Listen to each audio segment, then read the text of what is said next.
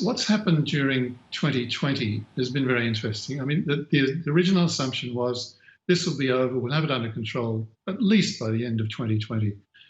Definitively not the case. And so most of the preparations were made around that assumption. Now we've seen that that's not going to happen, and it's not going to happen for at least another 6 months.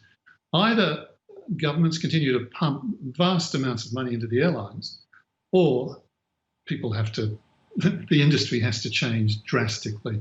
And I think this next 6 months is really going to determine what the industry looks like in future. There's been very little attempt seriously to adapt on the sort of scale of the international change, the external change to aviation. It's been really incremental. And there's sort of this expectation, well, we'll get back to normal. It's not going to happen, apart from anything else, because there's going to be very little business travel.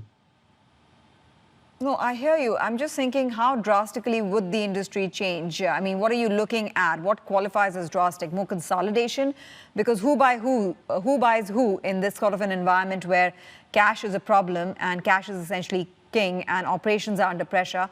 That is one point. And the second is, do we see more private players coming in, private equity infusion of capital to save the day for the sector?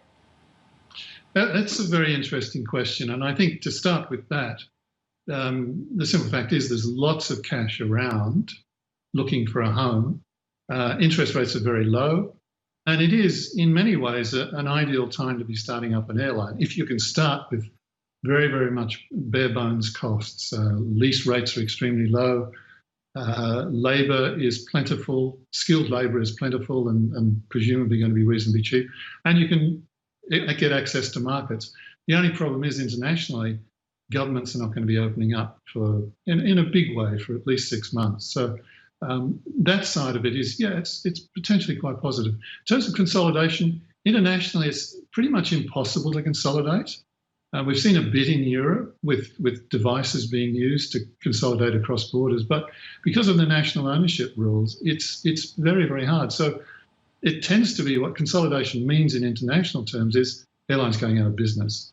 And I think that is what's going to have to happen. And we'll see, certainly by the end of the next quarter, some fairly drastic changes, I think, some quite big surprises.